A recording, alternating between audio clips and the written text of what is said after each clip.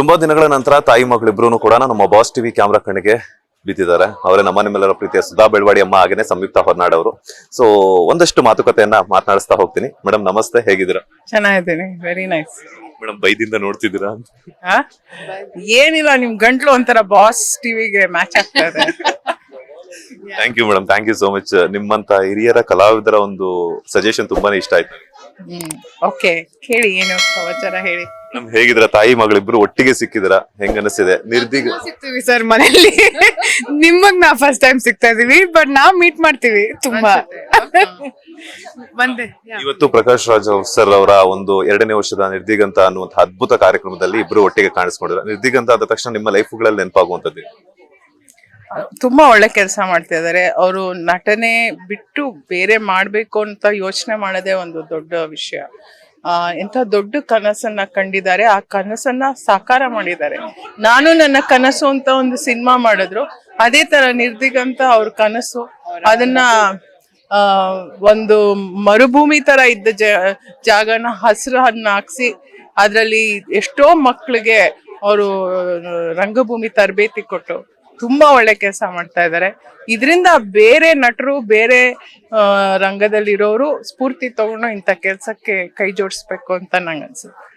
Madam ನಿಮ್ಗೆ ನೆನಪಾಗುತ್ತೆ ನಿರ್ದಿಗಂತ ಅಂದ ತಕ್ಷಣ? ಆಕ್ಚುಲಿ ಒಂದ್ 4-5 ವರ್ಷದಿಂದ ಸರ್ ಇದು ಅಂದ್ರೆ ಅಲ್ಲಿ ಗಿಡ ನೆಡೋದಾಗ್ಲಿ ಅಥವಾ ಆ ಥಿಯೇಟರ್ ಕಟ್ಸೋದಾಗ್ಲಿ, ಅಲ್ಲಿ ಚಿಕ್ಕ ಚಿಕ್ಕ ಮಕ್ಳು ಬರೋದ್ರಿಂದ ಅದ್ ಹೆಂಗೆ ಎಷ್ಟು ಚೇಂಜ್ ಆಗಿದೆ, ಎಷ್ಟು ಬೆಳೀತಾ ಇದೆ ಆ ಜಾಗ. ಅಲ್ಲಿ ನಿರ್ದಿಗಂತ ನೋಡಿದ್ರೆ ತುಂಬಾ ಬೇರೆ ಬೇರೆ ತರ ವೈಲ್ಡ್ ಟ್ರೀಸ್, ವೈಲ್ಡ್ ಪ್ಲಾಂಟ್ಸ್ ಇದೆ. ಹಂಗೆ ಥಾಟ್ಸ್ ಗಳು ಅಥವಾ ಅವ್ರು ಮಾಡ್ತಾ ಇರೋ ನಾಟಕ ಒಂಥರ ವಿಂಗ್ಸ್ ಕೊಟ್ಟಂಗೆ. ಅದಕ್ಕೆ ಇಫ್ ಯು ಸಿ ನಿರ್ದಿಗಂತ ಸಿಂಬಲ್, ಅದು ಒಂದು ಪಕ್ಷಿ ಹಾರೋಗ್ತಾ ಇದೆ. ಆ ತರ ಒಂದ್ ವಿಂಗ್ಸ್, ಆ ತರ ಒಂದ್ ಫ್ರೀಡಮ್ ಆಫ್ ಸ್ಪೀಚ್ ಆಗ್ಲಿ ಅಥವಾ ಎಮೋಷನ್, ನಿಮ್ಗೆ ಏನ್ ಇಷ್ಟನೋ ಒಂದು ಹೇಳೋ ಅಂತ ಒಂದು ಪ್ಲಾಟ್ಫಾರ್ಮ್ ಕೊಟ್ಟಿದ್ದಾರೆ ಸರ್.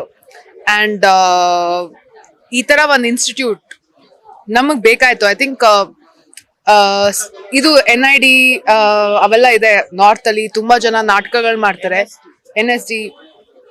ಬಟ್ ನಮ್ಮ ಬೆಂಗಳೂರಲ್ಲಿ ಬೇಕಾಗಿತ್ತು, ಐ ಮೀನ್ ಕರ್ನಾಟಕದಲ್ಲಿ. ಅಂಡ್ ಇದು ಬೇರೆ ಬೇರೆ ಕಡೆನೂ ಪರ್ಫಾರ್ಮ್ ಮಾಡ್ತಾರೆ. ತುಂಬಾ ಜನ ಗೌರ್ಮೆಂಟ್ ಸ್ಕೂಲ್ ಕಿಡ್ಸ್ ನ you will see them performing. ಮಕ್ಳಿಗೆ ಯಾವ ತರ ಎಂಟರ್ಟೈನ್ಮೆಂಟ್ ಕೊಟ್ಟು ಅದ್ರ ಜೊತೆ knowledge, so they will be interested in studying also. So ನೀವು ಆ ಸ್ಟೂಡೆಂಟ್ಸ್ ನೆಲ್ಲ ನೋಡಿದ್ರೆ ಆ energy of Nirdiganta it's only so great. So I am very happy to be a part of it. ಇಬ್ರು ಒಟ್ಟಿಗೆ ಸಿನಿಮಾ ರಂಗದಲ್ಲಿ ಸಕ್ರಿಯರಾಗಿರೋದ್ರಿಂದ ಟೈಮ್ ತುಂಬಾನೇ ಕಡಿಮೆ ಇರುತ್ತೆ ಇಬ್ರು ಒಟ್ಟಿಗೆ ಕುತ್ಕೊಂಡು ಟೈಮ್ ಸ್ಪೆಂಡ್ ಮಾಡೋದಕ್ಕೆ. ನಾನು ಶೂಟಿಂಗ್ ಅಲ್ಲಿದ್ರೆ ನಮ್ಮಮ್ಮ ಫೋನ್ ಮಾಡ್ತಾನೆ ಇರ್ತಾರೆ. ನಾನು ಎಲ್ಲೋದ್ರು ಅಟ್ಲೀಸ್ಟ್ ತಿಂಡಿ ಆಯ್ತಾ, ಮೇಕಪ್ ಹಾಕೊಂಡ್ಯಾ, ಫಸ್ಟ್ ಸೀನ್ ಆಯ್ತಾ, ಊಟ ಆಯ್ತಾ, ಹಿಂಗೆ ಅಲ್ವಾ ಅಮ್ಮ? ಫೋನ್ ಮಾಡಿ ಮಾತಾಡ್ತಾ ಇರ್ತೀವಿ. ಅವಳು ಮಾಡ್ತಾ ಇರ್ತಾಳ, ಅಮ್ಮ ಹಿಂಗಾಯ್ತು ಹಂಗಾಯ್ತು. ಸಂಯುಕ್ತ ಅವ್ರು ಚಿಕ್ಕವ್ರು ಇದ್ದಾಗಿಂದ ನೋಡ್ತಾ ಇದಾರೆ. ನಮ್ಗೆ ಅವ್ರ ಬಗ್ಗೆ ಅಷ್ಟೊಂದು ಗೊತ್ತಿಲ್ಲ. ಚಿಕ್ಕ ವಯಸ್ಸಲ್ಲಿ ಪರ್ಸನಲ್ ಆಗಿ ತುಂಬಾ ತರಲೆ ತಂಟಾಟಗಳನ್ನೆಲ್ಲ ಮಾಡ್ತಿರ್ತಾರೆ. ನಾನು ಚಿಕ್ಕೋಳಲ್ವಾ?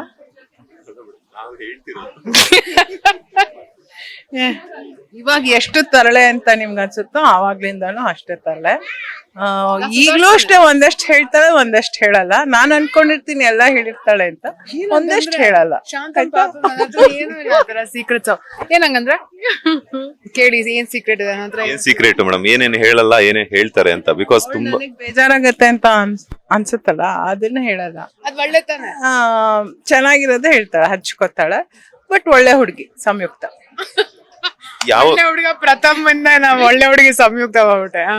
ಯಾವ್ದಾದ್ರು ಒಂದು ವಿಚಾರಕ್ಕೆ ಅಮ್ಮನ ಹತ್ರ ಒದೆ ತಿಂದಿರುವಂತ, ಸಿಕ್ಕಾಪಟ್ಟೆ ಬೈಸ್ಕೊಂಡು ತುಂಬಾ ಬೈಸ್ಕೊತೀನಿ. ಹೊಡೆಯಕ್ಕೆ ಬರಲ್ಲ. ನನ್ ಬಗ್ಗೆ, ನನ್ ತಮ್ಮನ ಬಗ್ಗೆ ಕೋಪ ಬಂದ್ರೆ ನಮ್ಮಮ್ಮ ಅಳಕ್ ಶುರು ಮಾಡ್ತಾರೆ. ನಾವು ಆರಾಮಾಗಿರ್ತೀವಿ, ಜಗಳ ಆಡ್ಬಿಟ್ಟು ಪೀಸ್ ಆಗಿರ್ತೀವಿ. ನಮ್ಮಮ್ಮ ರೂಮಲ್ಲಿ ಕುತ್ಕೊಂಡು ಅಳ್ತಾ ಇರ್ತಾರೆ. ಸೊ ನಾನ್ ತುಂಬಾ ಜಗಳ ಆಡ್ತೀನಿ. ಹಾಬಿ ತರ ನಾನ್ ಸ್ವಲ್ಪ ಕ್ಲಮ್ಸಿ ನಡೀತಾ ಇರ್ತೀನಿ, ಏನೋ ಬಿದೋಗತ್ತೆ, ಇನ್ನೇನೋ ನಾನೇ ಕಾಲ್ ಹೊಡ್ಕೊಂಡಿರ್ತೀನಿ. ಅಥವಾ ನಾನು ಬೇರೆ ಬೇರೆ ಟ್ರಿಪ್ಸ್ಗೆ ಹೋಗ್ತೀನಲ್ಲ, ಯಾವ್ಯಾವ್ದೋ ಪ್ರಾಣಿಗಳ ಜೊತೆ ಇರ್ತೀನಿ. ನಂಗೆ ಪ್ರಾಣಿಗಳು ತುಂಬಾ ಇಷ್ಟ. ನಮ್ಮಮ್ಮಗ ಅದೊಂದು ಪ್ರಾಬ್ಲಮ್ ಇದೆ. ಅಲ್ಲ, ಅವಳು ಯಾವ ತರ ಅಂದ್ರೆ ಟಾಂಜಾನಿಯಾಗ ಹೋಗ್ಬಿಟ್ಟು, ಅಮ್ಮ ನನ್ ಹಿಂದೆ ಒಂದು ಚಿರತೆ ನನ್ನೇ ನೋಡ್ತಾ ಇದೆ, ನಂಗೆ ತುಂಬಾ ಇಷ್ಟ ಆಗ್ತಾ ಇದೆ, ಕಣ್ಣಲ್ಲಿ ಕಣ್ಣಿಟ್ಟು ಮಾತಾಡ್ತಾ ಇದ್ದೀನಿ, ನಿಂಗೆ ಏನ್ ಅನ್ಸುತ್ತೆ ಅಂದ್ರೆ ನಾನ್ ಬಿದೋಗ್ತಾ. ನಂಗೆ ಹೇಳಿಲ್ಲ, ನಮ್ಮಮ್ಮ ಅಳ್ತಾರೆ, ದಯವಿಟ್ಟು ಹೋಗ್ಬೇಡ ವಾಪಸ್ ಬಾ ಅಂತ ಅಳ್ತಾ ಇರ್ತಾರೆ. ಈ ತರ ತುಂಬಾ ತೊಂದರೆ ಕೊಡ್ತೀನಿ. ಬಟ್ ಅದಲ್ದೆ ಏನು ಕೊಂದಳ. ಅದೇನ್ ಸ್ವಲ್ಪ ಕಮ್ಮಿ ನಮ್ಮಮ್ಮ ತೊಂದ್ರೆ. ತುಂಬಾ ತೊಂದರೆ ಕೊಡ್ತಾರೆ. ಇನ್ನೊಂದು ಸಂಯುಕ್ತ ಅವ್ರಿಗೆ ಅಡಿಗೆ ಮಾಡೋದು ಬರುತ್ತಾ ಅಂತ. ಇಲ್ಲ. ಸಖತ್ ಟೀ ಮಾಡ್ತೀನಿ. ನಾನು ಫುಡ್ ಕ್ರಿಟಿಕ್. ನನ್ನ ಕೇಳಿದವ್ರು. ನಮ್ಮ ಮನೇಲಿ ನಮ್ಮಮ್ಮ, ನನ್ನ ನಮ್ಮಪ್ಪ, ಕೇಳಿದವ್ರು, ನನ್ನ ತಮ್ಮ ಎಲ್ಲಾರು ಅಡ್ಗೆ ಮಾಡ್ತಾರೆ. ನಂಗೆ ಅಷ್ಟು ದೊಡ್ಡ ಅಡ್ಗೆ ಮನೆ ಕಟ್ಸಿದ್ರೆ ನಂಗೆ ಜಾಗ ಇರ್ತಿತ್ತು. ದೊಡ್ಡ ಅಡುಮನೆ ಯಾಕೆ? ಇದು ಅಡ್ಗೆ ಮನೆ ಚಿಕ್ಕದಾದ್ರಿಂದ ಬರೀ 3 ಜನ. ಇಲ್ಲ, ಅಡ್ಗೆ ಹೇಗ್ ಮಾಡ್ಬೇಕು ಅಂತ ಹೇಳ್ತಾಳೆ. ಅಡ್ಗೆಲಿ ಏನೇನ್ ತಪ್ಪಿದೆ ಅಂತ ಕಂಡುಹಿಡಿತಾಳೆ.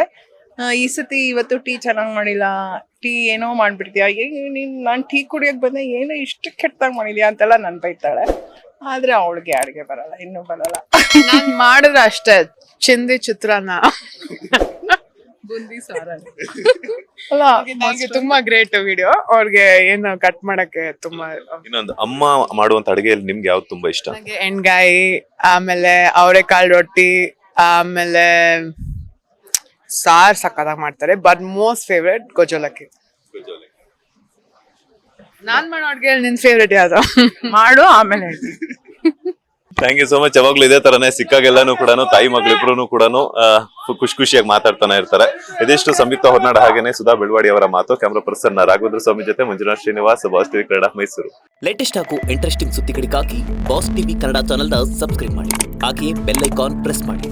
ಇದರ ಜೊತೆಗೆ ಫೇಸ್ಬುಕ್, ಇನ್ಸ್ಟಾಗ್ರಾಮ್, ಎಕ್ಸ್ ನಲ್ಲೂ ಮಿಸ್ ಮಾಡದೆ ಫಾಲೋ ಮಾಡಿ.